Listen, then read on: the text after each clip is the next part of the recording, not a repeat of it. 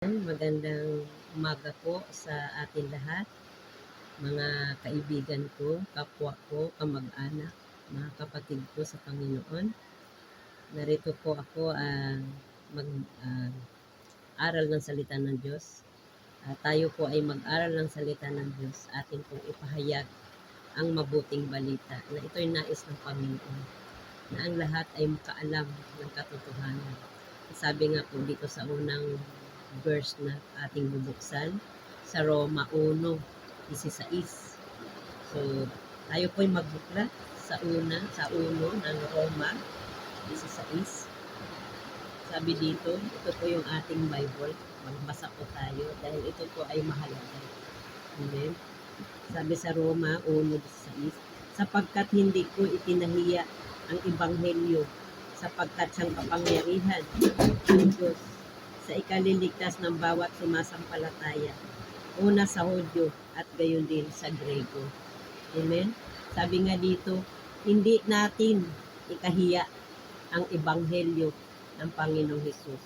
Dahil ito po ay kapangyarihan ng Diyos sa mga nagsisampalataya, sa ikaliligtas niya.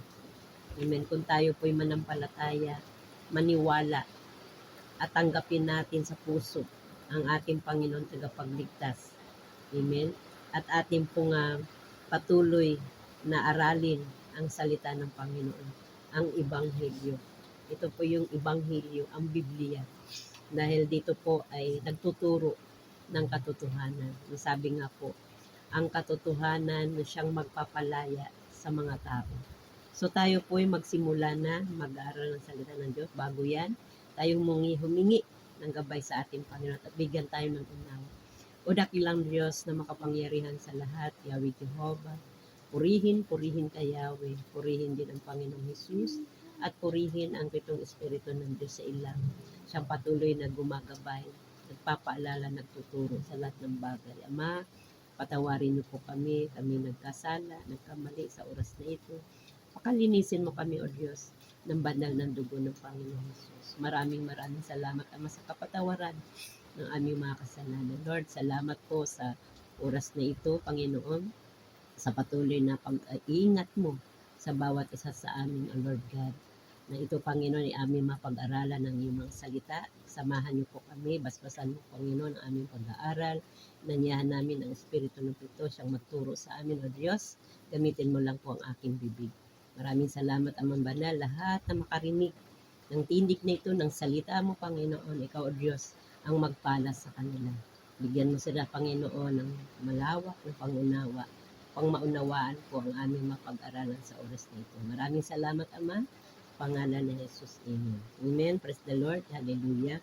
Sabi nga po dito sa ating binasa kanina sa Roma 1:16, hindi namin ikahiya ang ebanghelyo sapagkat ito ang kapangyarihan ng Diyos sa ikaliligtas ng bawat sasampalataya sa Kanya.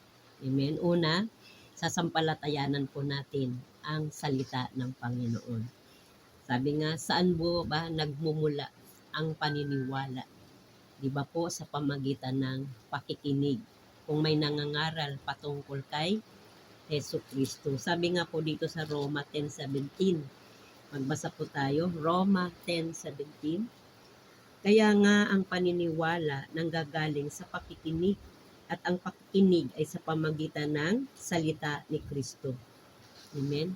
Kung wala pong nangangaral patungkol kay Hesus Kristo, so ano po ang ating mapakinggan? So hindi po totoo yun. Diba? Salin-salin sabi na.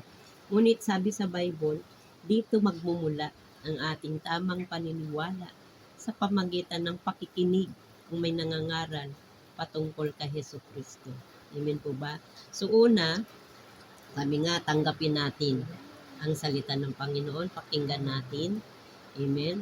Pangalawa, ay tanggapin natin si Jesus bilang Hari, Panginoon at tagapagligtas ng ating kaluluwa.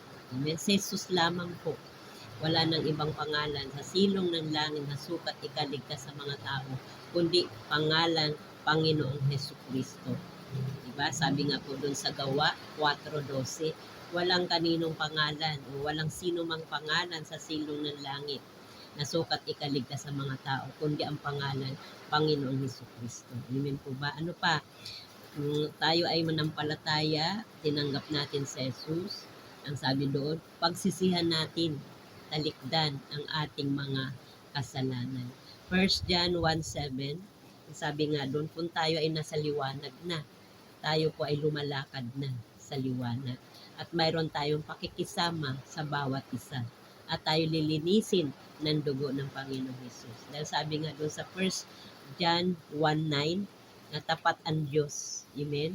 Kung ating pong idinudulok ang ating mga kasalanan, ating pong inihayag sa Diyos ang lahat ng ating mga kasalanan, ay ang Diyos ay tapat na banal na tayo po'y patatawarin sa ating mga kasalanan. Kaya nga po sabi doon, pagsisihan natin talikdan ang ating mga kasalanan.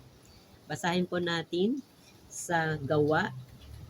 Magbasa po tayo sa Acts 2:38.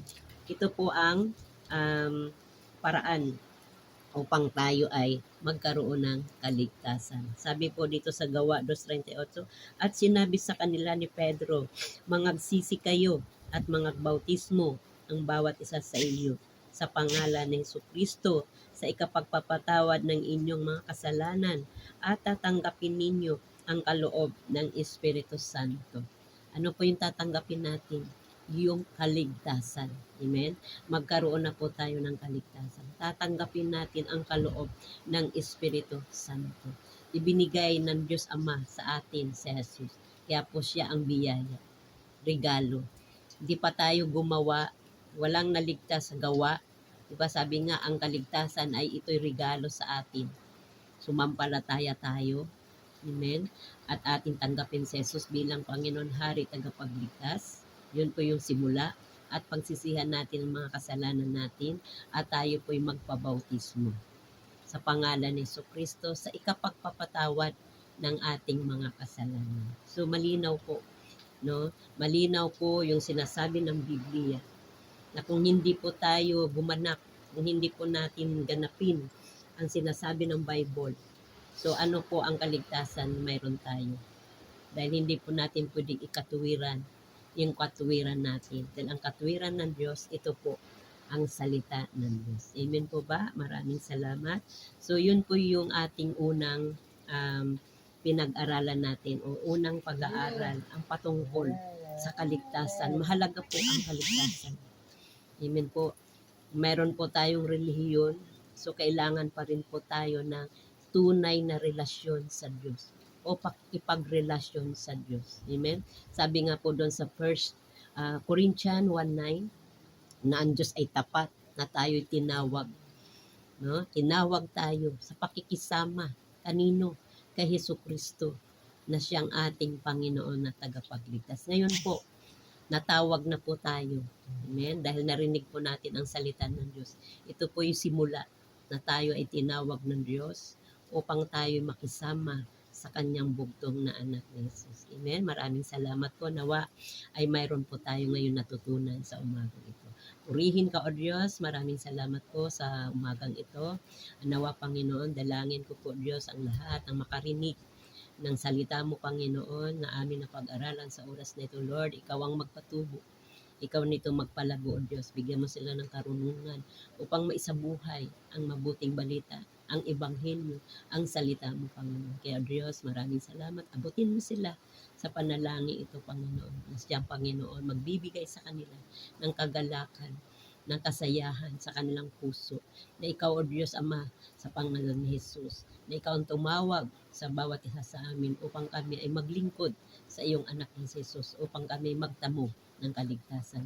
Muli, O Diyos, maraming salamat po, Ama. Pag-iingat at patuloy mo ipagkalob sa bawat isa sa amin. Purihin ka, O Diyos, hallelujah. Sa pangalan ni Jesus at sa gabay ng banal na Espiritu ng Diyos, tayo magsabi ng Amen. Palakpakan natin ang Panginoon. Praise the Lord. Hallelujah.